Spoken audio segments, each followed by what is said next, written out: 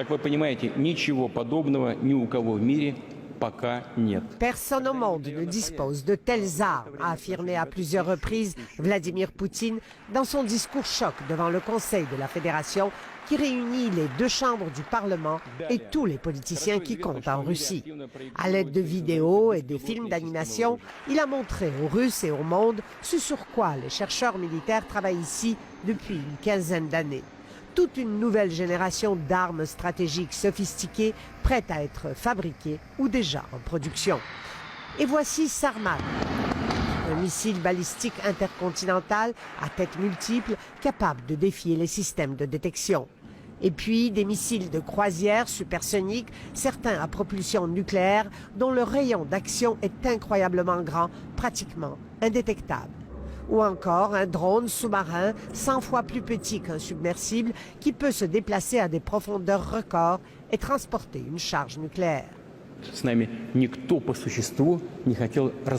Personne ne voulait nous écouter quand nous disions « il ne faut pas changer les équilibres stratégiques », a dit le président russe. Maintenant, vous feriez mieux d'écouter.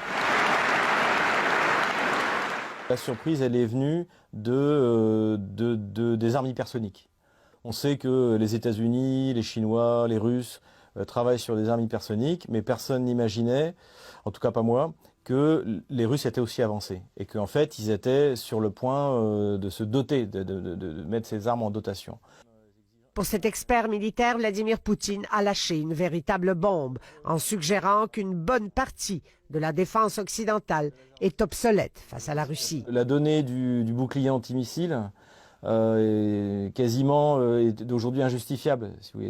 À quoi ça sert d'investir autant d'argent, de mettre des radars, des équipements comme ça en Pologne, dans les pays de l'Est, puisque de toute manière, si jamais il y a un conflit nucléaire, la Russie percera toutes les défenses américaines.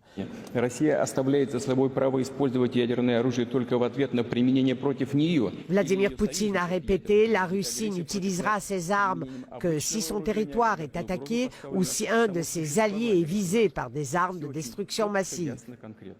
Mais plus question de prendre à la légère les capacités stratégiques de Moscou, dit le maître du Kremlin, qui s'apprête à rester un autre 6 ans à la tête du pays.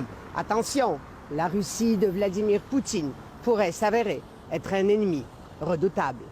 Ici Alexandra Chatska, Radio-Canada, Moscou.